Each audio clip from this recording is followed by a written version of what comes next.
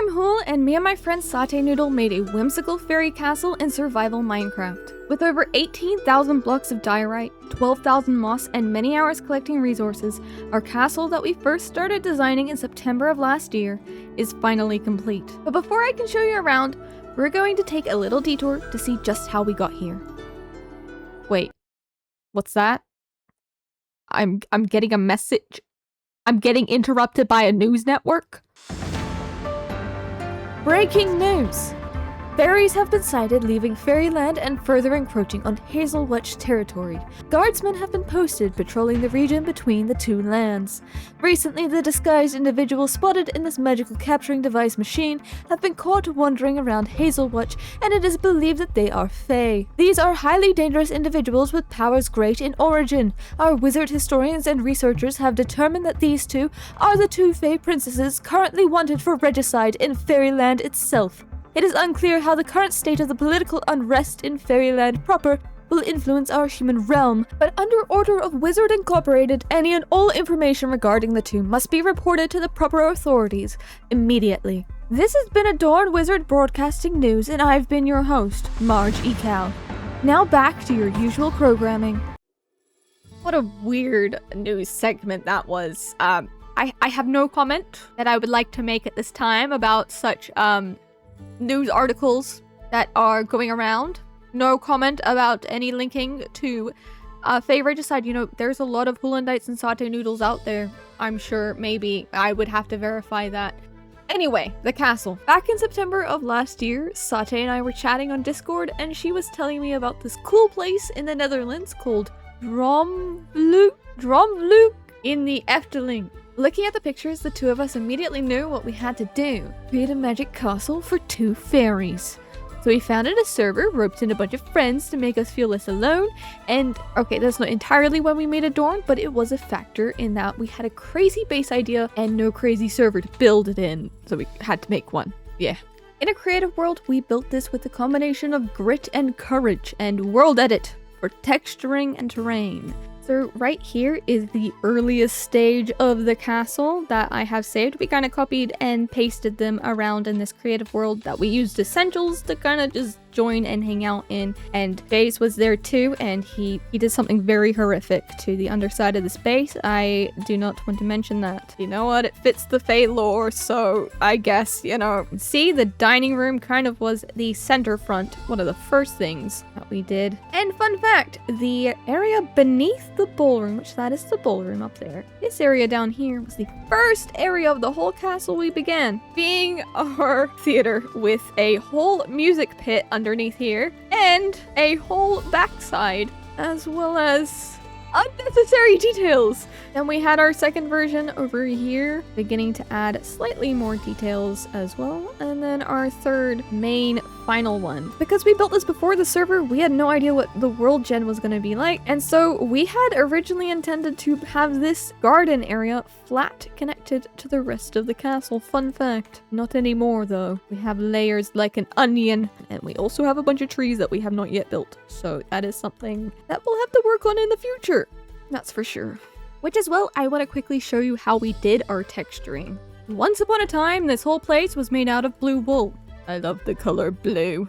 So we'd have a whole wall of blue. We'd get out a tool, double slash. We'd type in something a little like this, maybe not with a magenta glazed terracotta. And then we would set our global mask to be blue wool, so it will only affect the blue wool. What the heck is going on under there? Anyway. And then we could right click and bam, it would texture, what? It would texture it for us without us having to do anything. Except we probably use different blocks. Anyway. Oh no. We got slightly under 10 minutes left. How we doing, folks? Do we need to add anything? The only thing I could add is more magenta glazed terracottas. World edit, bam! Anyway, we then pasted it all into a copy of the Adorn SMP world, made sure everything lined up, and then we saved the Lightmatica, the final version, to now be used as a schematic in the main Adorn SMP. And of course, now we had to begin the resource collecting. Mainly diorite. Lots and lots of diorite. And I mean a lot. Every lit up area here was dug out by hand. Those are not natural caves. Those are me caves. I made those caves. Luckily, we did kind of start the build itself later into the season, so we had a lot of resources already. On Adorn, we don't have an economy. We share everything. Every chest, every item, every diamond. Because of this, a lot of the materials were already there for us, or not hard for us to get. All of the moss came from Lemon's moss farm, for example, and the diorite, Sate and I got that. We spent a lot of time getting that. If we fly this way to the giant tree in the distance, this is our spawn. And inside is our storage system, where we share absolutely everything, because sharing is caring, and there's no such thing as theft if you don't have any property. Something like that, I don't know. But in here, we have lots of resources that people will put away in here. You know, we have resources at our bases and such, but then we can also put them in here and share, and if people have stuff at their base, we can also grab things there. So like, look, there's tons of wood that people have collected, so here I can just grab a bunch of wood if I need it. Like dripstone, there's some there. All the things I would want, you know, honeycomb, coral, roguelites, skulk. Not really much skulk. Some things we're lacking in, like sandstone. We're very rich. Diamonds we're not doing the best on. That's okay, because we don't have an economy. We're also doing really badly on tough. I want to make it be known. We have been struggling for tough. But in the end, we came together in the span of a few weeks and worked on the castle, building it all together. Sate grinded out a lot of the interior details, and I went on long journeys to get some of the more rare blocks needed, like coral. And soon enough, the castle was complete.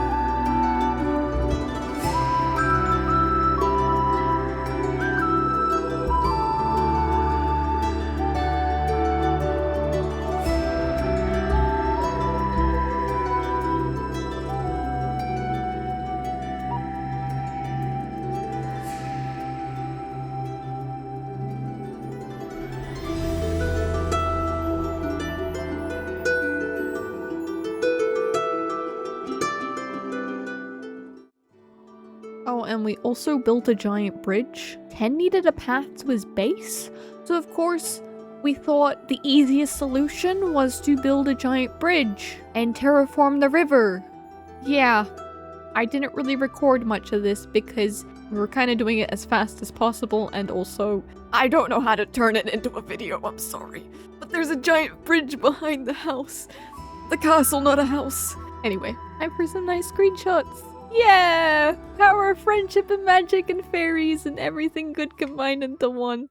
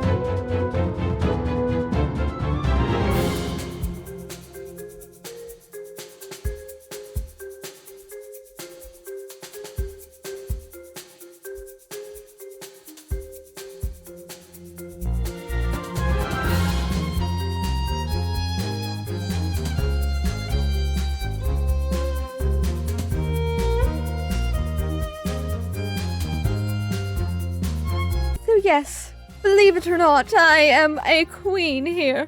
Again, I've never done that before. Bow down to me, peasant. You are but a plebeian beneath me. Sorry, I must look down upon you, peasant. There's a zombie in the walls. Where the heck is he? If there is one final thing that this fairy castle needs, it is a little bit of magic around its exterior.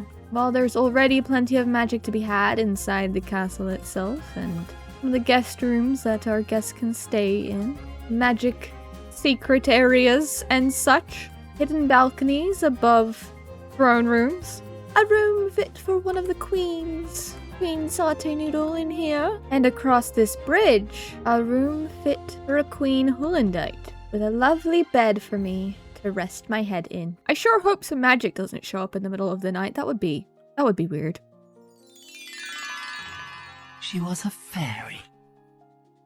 And yes, we have some of the finishing details on the outside now fully complete. The magic radiating from the castle. There's still many details, like in the lower levels, that we still have left to do. But we have a kitchen! You can eat food in here, not much else. One day we'll have a prison this way, and a vault this way for the many diamonds we definitely have. Oh goodness. We don't even have a door. We've been ransacked. We've been pillaged.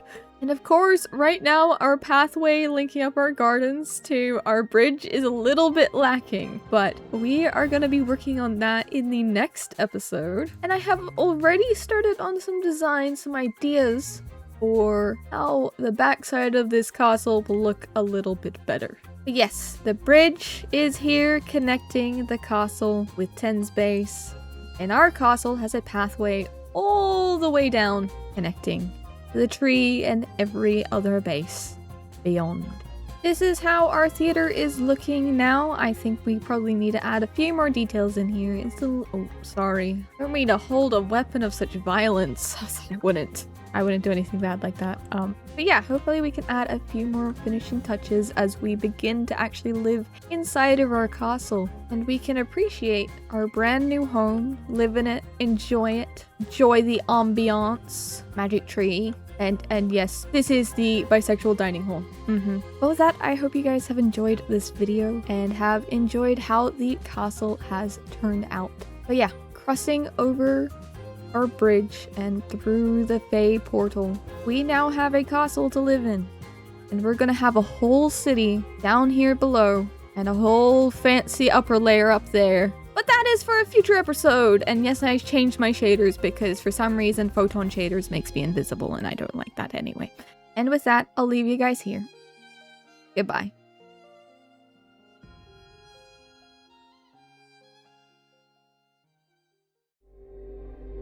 A king who ruled with an iron fist, who sought conquest, bloodshed, favoring a son who relished in the same. An uprising.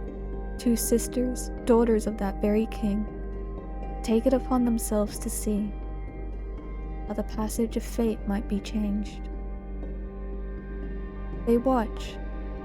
Is it destiny? Is it choice?